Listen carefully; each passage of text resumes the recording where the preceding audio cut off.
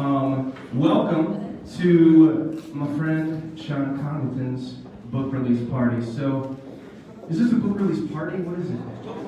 Book launch party? Yeah. So, when he asked me if I'd play, I thought, heck yeah. It's an honor, man, to play, to open up for a good friend. So, thank you for asking. Thank you guys for coming. I'd like to read real quick the synopsis of the book if I could, and then I'll turn it over to Shawn, because you're not here to see my ugly face. You're here to see his ugly face. Which is not as ugly as mine. So imagine moving nearly 80 times and living in almost 20 states before graduating high school. This is the story of a young boy growing up on the road. Shawn D. Congleton shares his account of overcoming his life challenges of never settling that included poverty, constant change, and an alcoholic and abusive father.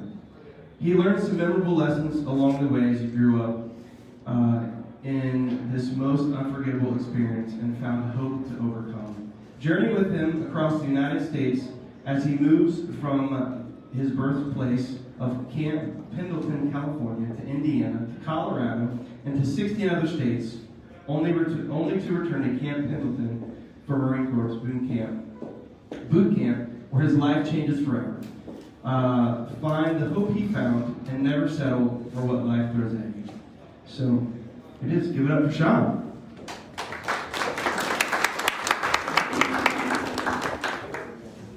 I'm not really a front stage person, don't really love this kind of thing, but I do love saying welcome and thank you for coming so much. As I look across this crowd, I see people that I really appreciate being here, and have meant a lot to me in my life, and I really am glad to be able to share this with you today. I wanted to share a little bit to kick off about my inspiration for writing the book. Have any of you seen The Glass Castle? Anyone seen The Glass Castle? A few of you, and maybe even probably a few less that have read the book. Anyone read the book?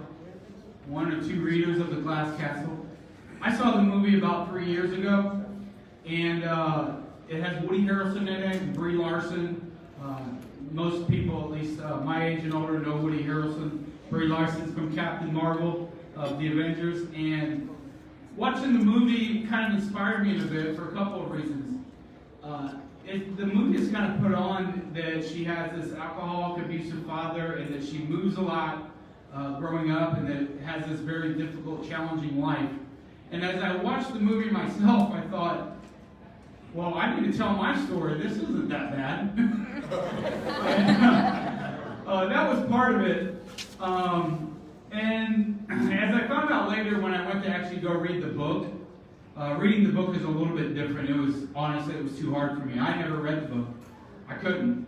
It was too painful and too difficult. So the movie's a little bit different. But that being said, it did inspire me to write it. There was another book I read in the last couple of years called Educated. Anyone else read Educated? It's another memoir. This is of a girl who grew up kind of like to explain her life, very fundamentalist, Mormon, I believe. But as she got educated in her life, once she kind of left the house and was formally educated, because she was informally educated in her home, homeschooled, it kind of, in many ways, drove a wedge in her family and caused the family to separate a bit. So what I feel like happened in my story was a little different. And I felt like what I wanted to tell and what I wanted people to hear was no matter what your circumstances are that you grow up in, and whatever situation you come from, there is hope. You can overcome. And I hope that people can find resilience and find the ability to do that through my story. Well, just the things that maybe you can read between the lines, I hope, and the things that I explicitly say. There's both hope and opportunity to do that. So that's a lot of why I wrote the story. And if I want to be real a little bit, I think to some degree I wrote the book, I wrote my story because I want to be understood. I think that's a human need, that we all want to be understood. We want people to understand who we are. our core being. And I just find myself very often trying to explain a little bit of my background and where I come from, and people don't get it. I start out with, oh yeah, I moved around. I moved a lot growing up. And they're like, yeah, me too. I moved like 3 times before I was like 15. And I was like, yeah, mine was a little different. Or it might be people that have moved a lot in one location, maybe 10 or 12 times. And I'm like, this is all over the United States that we went, you know. So it's a little bit different. And typically people will ask me something like, so was your dad in the ministry or was he in the military?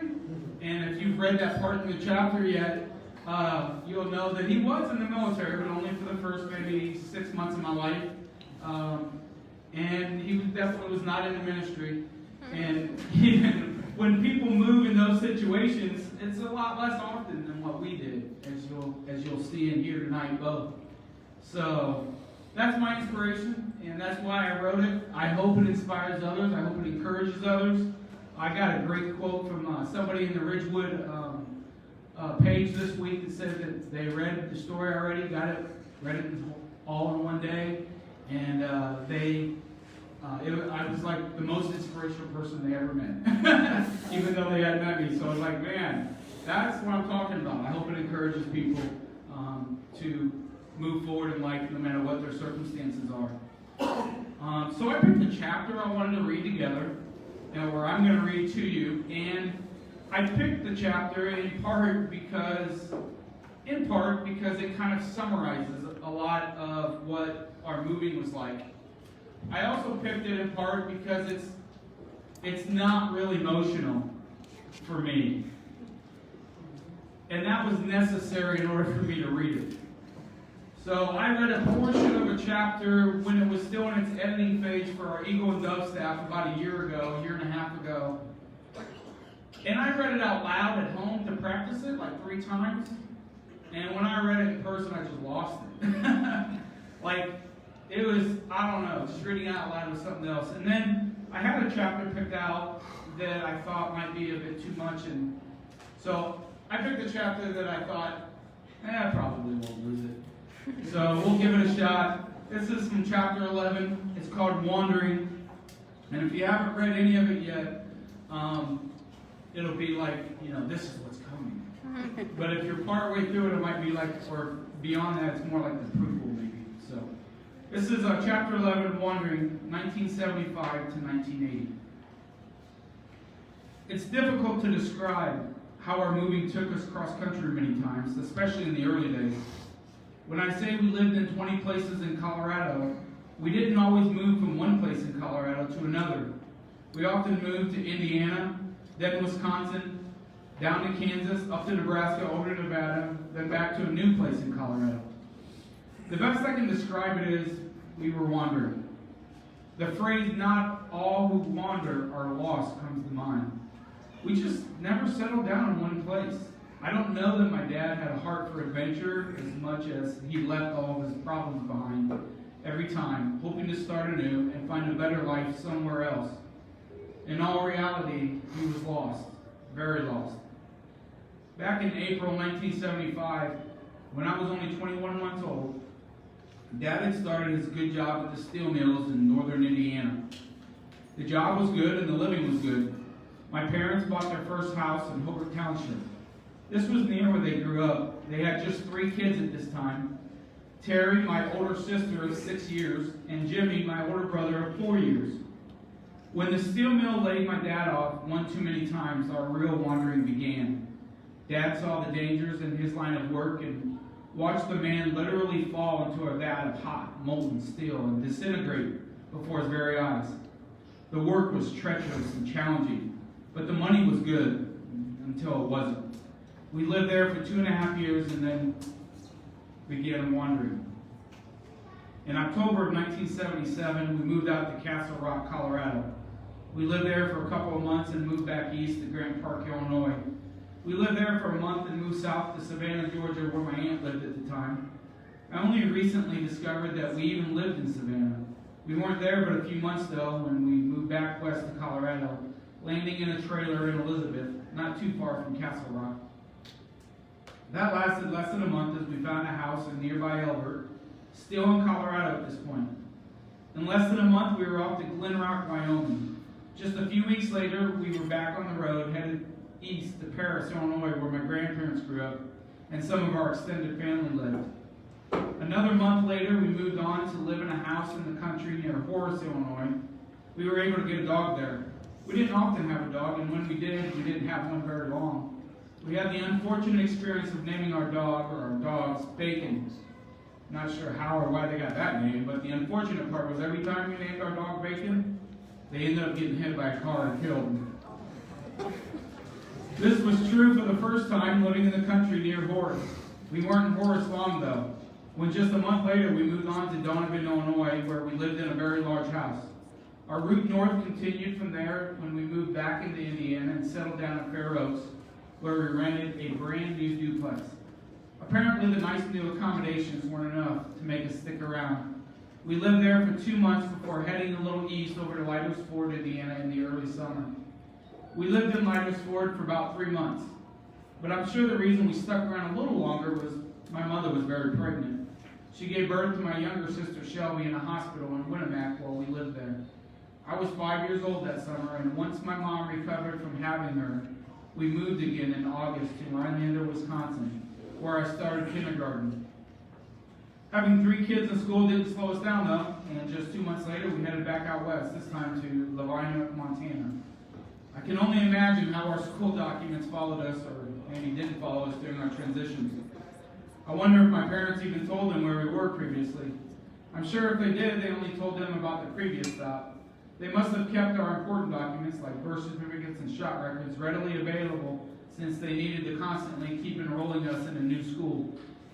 If they didn't have them, I'm sure it would have been a red flag for a school district to stick children's services on us. Amazingly, we only ended up in foster homes, the one time in Lagodi, other than Terry and Jimmy, who ran away in high school and finished their high school careers in foster homes. We moved into Lavina in October and out in December. We had an old coal furnace in that house that Jimmy had to keep stoked from the reserve in the basement.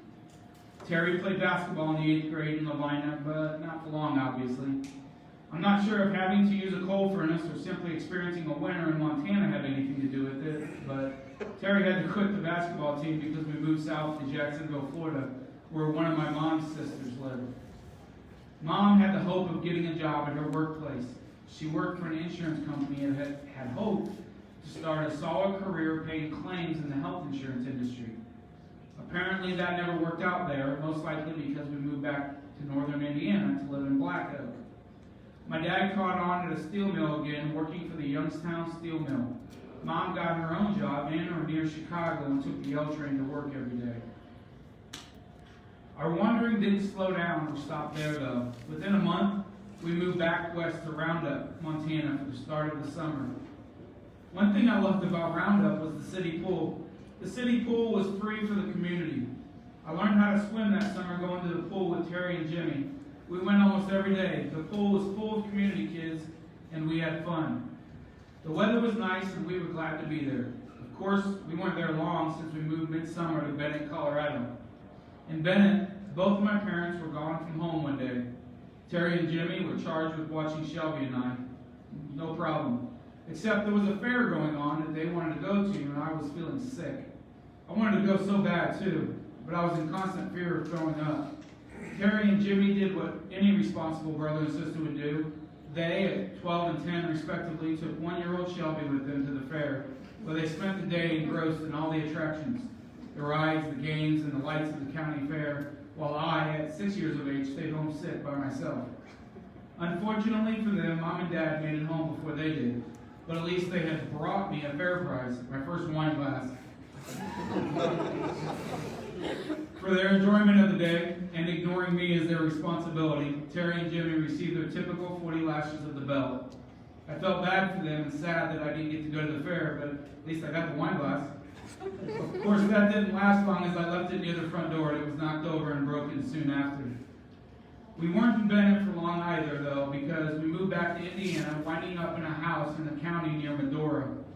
Our house in Medora was unique for a couple of reasons. I remember moving in without any furniture. We may have had a few mattresses, or the owner lent us a few. On top of that, the house didn't have any hot water. We heated water on the stove and used a horse trough milk warmer to heat our bath water, which, of course, we shared. Also, the inside toilet didn't work. Yes, the inside toilet didn't work. We used the outhouse 15 feet from the house as our daily toilet. If you've used a nice porta potty in the last 20 years, this is quite a different experience that I really don't want to describe. The most unique experience of this house was that it came with a pony. This was the house with a pony. Yes, that's right, a pony. The owner of the house told us we could have the pony that lived on the property. It was tied up, and I guess it ate the grass in the yard or field near the house because we never fed it. We were only in Medora for about a month that winter, of course, but that house left a not-so-delightful memory etched in our brains forever. From Medora, we headed on to Morocco, Indiana, where my story about the pool table, fireworks, and the Galaxy 500 took place. We spent a few months in the summer in Morocco. We left Morocco and moved to Portage for the first time. Portage was where we lived a second time, when Mom later escaped Dad after leaving him in a jail cell following his DUI in Lagodi. I started first grade in Portage. From Portage, we moved to Teft and then DeMont, Indiana, staying for less than a month in both of those places. After DeMont, we moved back up to Wisconsin, stopping in Crandon where Jimmy shot Terry with his BB gun from over a block away. He thought it was an epic shot, but she was not as impressed. I'm sure she deserved it anyway. We quickly moved on to Leona, Wisconsin, where my dad worked at the Louisiana Pacific Paper Mill. However, that was short-lived since Dad got fired and arrested for smacking his foreman boss at work. We moved on quickly to Monaco a few miles over, but that house was unlivable. It's hard to imagine how it was unlivable after living in Medora, but it must have been worse because we stayed there a very short time, then moved on quickly to Ingalls, Kansas. I'm not sure how intentional the location of each of our moves were. I don't see how we were doing anything but wandering. From time to time, something drew us to a particular location. Sometimes it was a relative who lived nearby, sometimes the promise of a job, sometimes the promise of a new area that was yet to be discovered.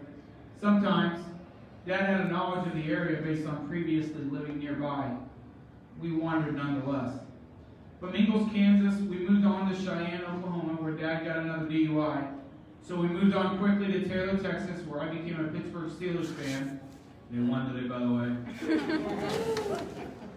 When they played the Dallas Cowboys in the final of their 4 Super Bowls from their steel curtain defense era. Black and gold were pretty cool colors for a football team, and everyone else where we lived was for the Cowboys. As the new kid in town, I chose to root against everyone else's team and became a lifelong Steelers fan until they beat the Cowboys for their 4th Lombardi Trophy in 6 years. After school was out that year, Jimmy attended Boy Scout camp. When he returned home from the week-long activity, no one came to the school to pick him up. He was able to get a ride from a friend, but when he arrived home, he discovered the house was locked. He was able to, Jimmy open a window and get in, but then discovered that we had moved without him. Garbage was strewn throughout the house, but our belongings and family were gone. He went out to the front steps and cried, only to have Mom and Dad show up a short time later. Apparently they had the wrong time that the Boy Scouts would return from their trip, and had simply moved across town this time due to the high number of cockroaches living with us. It wasn't long, though, before we moved again, this time to Grover, Colorado, where Dad worked at a grain bin for a few weeks. After those few weeks in Grover, we moved further west to Reno, Nevada, where we lived in a hotel for about 3 weeks. I received my freedom in Reno by learning how to ride a bike. It was ugly learning without training wheels. I would get up on the banana seat and press off the wall, only to crash 10 or 15 feet down the sidewalk. I tried again and again. Eventually, I learned how to ride my bike and keep my balance without crashing. I loved riding my bike. It gave me that same sense of freedom, I'm sure, that the automobile gave my dad to wander. From Reno, we moved on to Lovelock, Nevada, where Dad picked up another DUI, causing us to move quickly again, this time to Tucson, Arizona. In Tucson, we lived in that house trailer with no air conditioner. We had some box fans, but that was it. The day we moved out was 117 degrees. We couldn't get out quick enough. From Tucson, we wandered back to Grover, Colorado. I guess my dad thought he would try his hand back at the grain bin Maybe he was promised a job if he ever came back. Either way, Grover had much more reasonable summer weather. My brother Shannon was born while we lived in Grover. He was even dedicated in the church in Grover by a female pastor, which, looking back, was odd because I rarely remember us going to church unless we needed a handout. I guess we needed a handout. For some reason, the couple of blocks that consisted of the town Grover held a special place in my dad's heart. This may have been another reason we went back for a second time. I started second grade and went to a high school football game there. I ran around and played with a mini football during the beginning of the national anthem and was quickly scolded and reprimanded. This left an imprint in my mind that still causes me to scold and admonish kids, even today, if they disrespect the national anthem or pledge allegiance.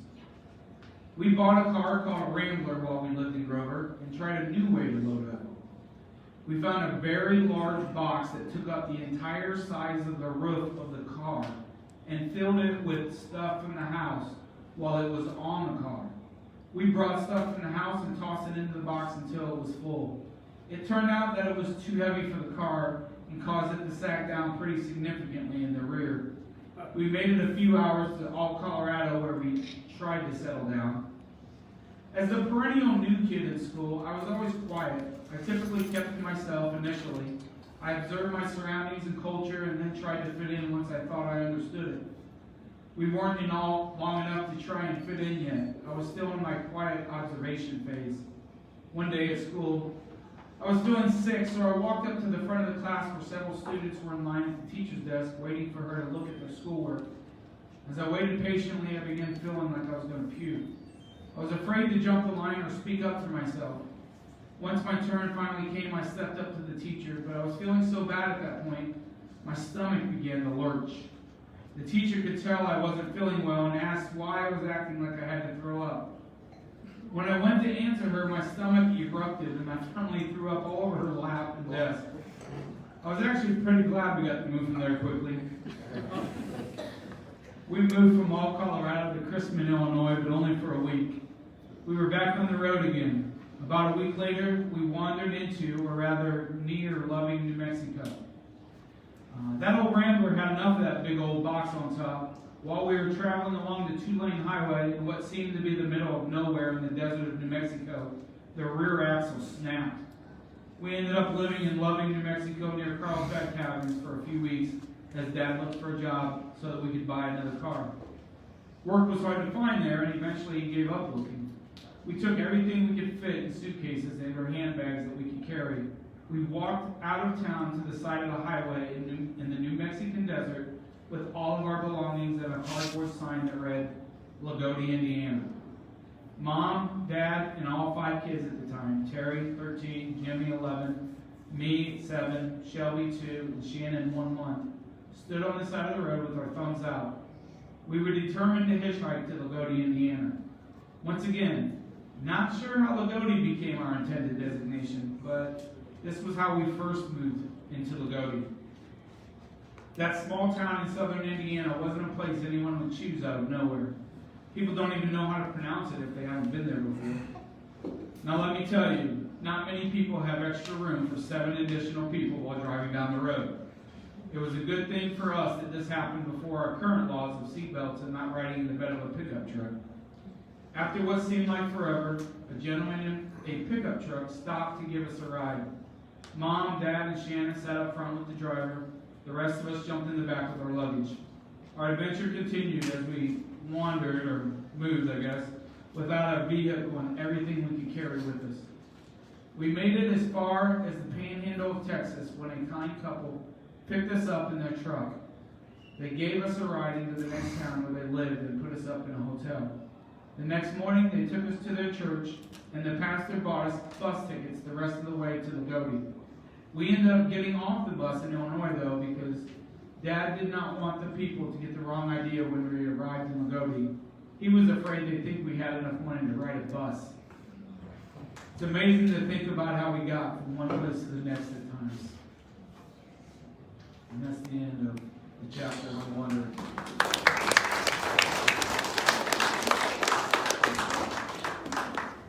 Thanks.